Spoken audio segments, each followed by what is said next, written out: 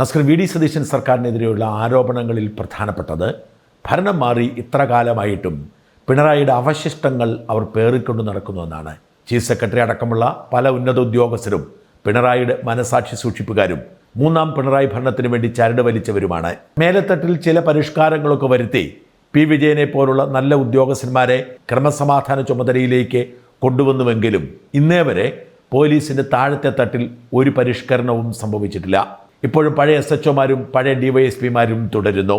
പല മേഖലകളിലും അങ്ങനെ തന്നെ പിണറായിസ്റ്റ് അവശിഷ്ടങ്ങൾ അധികാര ദുർവിനിയോഗം ചെയ്യുന്നു. അതുകൊണ്ടാണ് ED ഉദ്യോഗസ്ഥരെ ആക്രമിച്ച കേസിൽ വലിയ അലംഭാവം പോലീസിന്റെ ഭാഗത്തു നിന്നുണ്ടായത്. ആ ആക്രമണം പോലും പോലീസ് ജാഗ്രത പാലിച്ചെങ്കിൽ സംഭവിക്കുമായിരുന്നില്ല.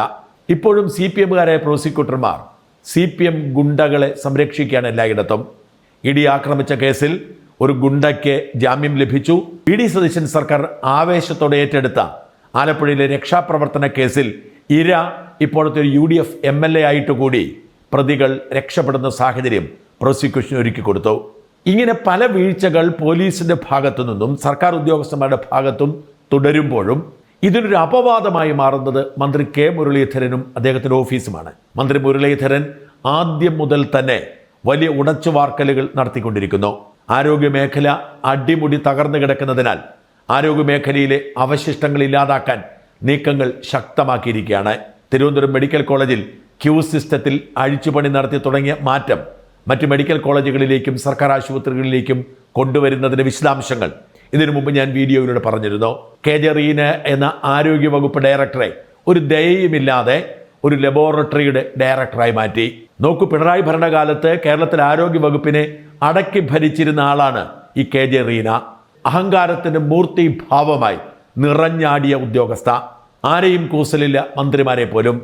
ആരോഗ്യവകുപ്പിലെ ജീവനക്കാരെ മുഴുവൻ അവർ പണിഷ്മെന്റ് ട്രാൻസ്ഫർ കൊടുത്ത് ബുദ്ധിമുട്ടിച്ചു.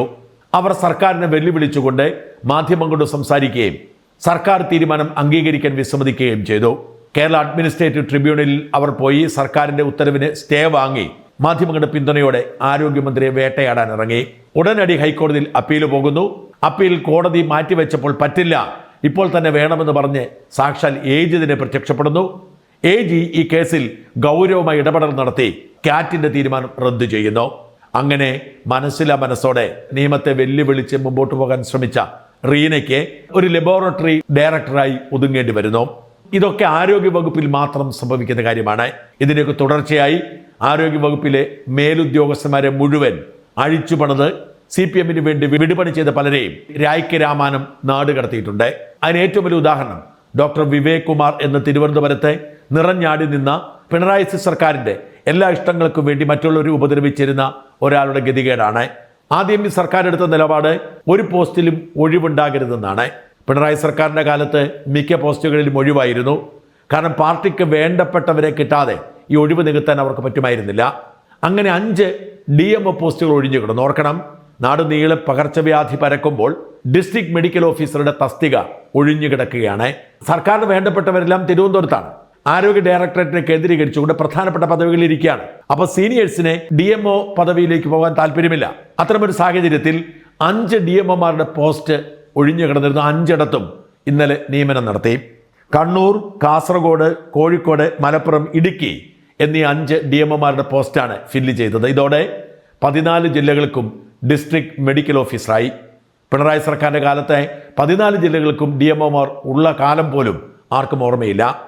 അങ്ങനെ അവരുടെ മേൽ കർശനമായ നിയന്ത്രണങ്ങൾ ഏർപ്പെടുത്തി പകർച്ചവ്യാധി പ്രചരണം അടക്കമുള്ളവ കൈകാര്യം ചെയ്തു വരികയാണ്.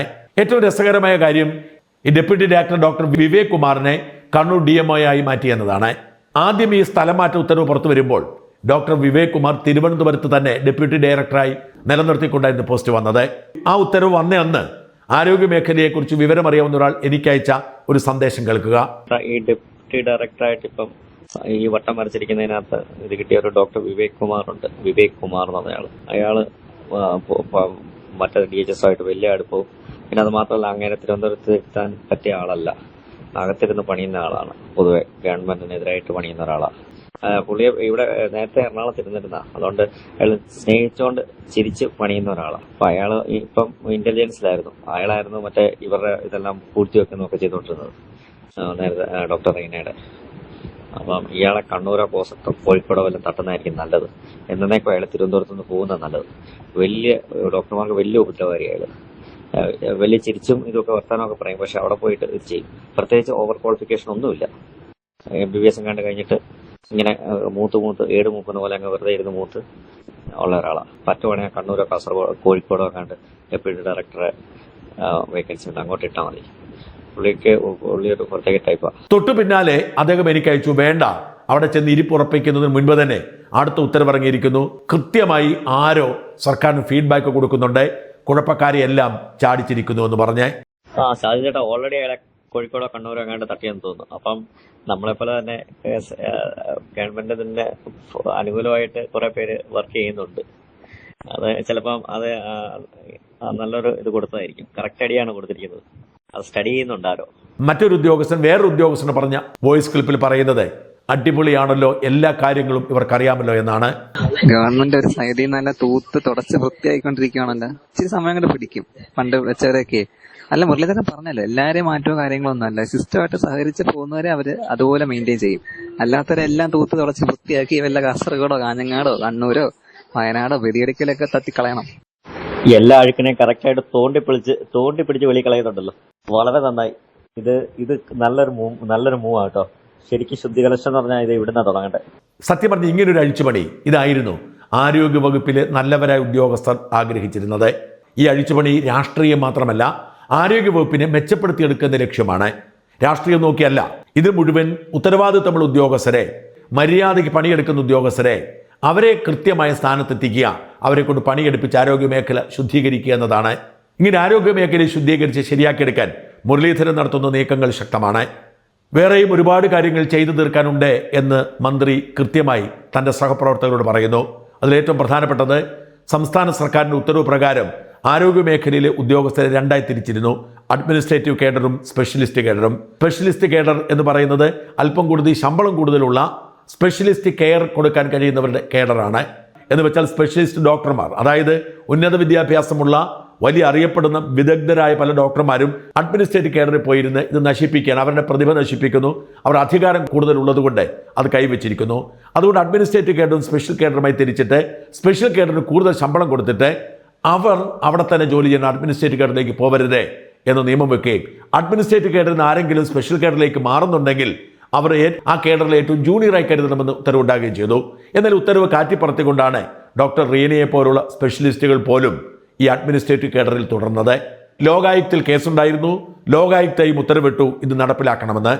അതിൻ്റെ അടിസ്ഥാനത്തിൽ ഈ അഡ്മിനിസ്ട്രേറ്റീവ് കേഡർ സ്പെഷ്യൽ കേഡറിനെ തരംതിരിച്ച് സ്പെഷ്യൽ കേഡറിലുള്ള ആരെങ്കിലും അഡ്മിനിസ്ട്രേറ്റീവ് കേഡറിലുണ്ടെങ്കിൽ അവരെ കൊണ്ടുവരാനുള്ള നീക്കമൊക്കെ നടത്തിക്കൊണ്ടിരിക്കുന്നു. അങ്ങനെ ആരോഗ്യ മേഖലയിൽ സമഗ്രമായ പൊളിച്ചെടുത്ത് വീണ ജോർജിൻ്റെ കാലത്ത് ആരോഗ്യ മേഖലയിൽ ഉണ്ടായിരിക്കുന്ന തിരിച്ചടികൾ മുഴുവൻ തിരുത്താനുള്ള ശ്രമം നടത്തുകയാണ്. വലിയ മഴക്കാലമാണ്, പക്ഷേ എന്നിട്ടും പകർച്ചവ്യാധികളെ നിയന്ത്രിക്കാൻ കഴിയുന്നുണ്ട്. നിപ്പ ഒരാളിൽ മാത്രം ഒതുങ്ങി. ഇതിനു മുമ്പ് അങ്ങനെയല്ല. നിപ്പ ബാധിച്ച് 10-16 പേര് മരിച്ചു കഴിഞ്ഞിട്ടായിരുന്നു വീമ്പിളക്കൽ. പലതരത്തിലുള്ള രോഗങ്ങളെ നിയന്ത്രിച്ചുകൊണ്ട് മുമ്പോട്ട് പോകുന്നു. കഴിഞ്ഞ സർക്കാരിൻ്റെ അവശിഷ്ടങ്ങളായ പ്രതിസന്ധി തുടരുമ്പോഴും ഇത്തരം അഴിച്ചുപണി ഈ സർക്കാരിൽ മാത്രമാണ്. ഇപ്പോഴും എത്തപ്പെടാൻ കഴിയാത്ത ചില മേഖലകളുണ്ട്. പ്രത്യേകിച്ച് ചിലർ വഴങ്ങുകയില്ല. നേഴ്സിംഗ് സമരം തീർക്കാൻ ആരോഗ്യമന്ത്രി ഒരുപാട് ശ്രമങ്ങൾ നടത്തി. എന്നാൽ തൃശ്ശൂർ അമലയും തൃശ്ശൂർ ജൂബിലിയും വഴങ്ങുന്നില്ല. അവരെ മന്ത്രി നേരിട്ട് ചർച്ച വിളിച്ചു, നടങ്ങുന്നില്ല. ഒടുവിൽ അവർ വഴങ്ങുന്നില്ലെങ്കിൽ ഏകപക്ഷീയം ഉത്തരവിറക്കുമെന്ന് മന്ത്രി പ്രഖ്യാപിച്ചിട്ടുണ്ട്. അത്തരം കടും കൈകളിലേക്ക് കടക്കുന്നതിന് മുൻപ് അവർ വഴങ്ങുമെന്ന് പ്രതീക്ഷ മന്ത്രിക്കുണ്ടെന്നാണ് മന്ത്രി തന്നെ പറയുന്നത്. എന്തായാലും ആരോഗ്യ മേഖലയിൽ വലിയ ശുദ്ധീകരണം നടക്കുന്നു. ആരോഗ്യമന്ത്രി മാസായി ജനങ്ങളുടെ പ്രതീക്ഷയ്ക്കൊത്ത്, പ്രത്യേകിച്ച് വോട്ട് ചെയ്ത് വിജയിപ്പിച്ച സാധാരണക്കാരുടെ പ്രതീക്ഷയ്ക്കൊത്ത് വളരുകയാണ്, ഉയരുകയാണ്.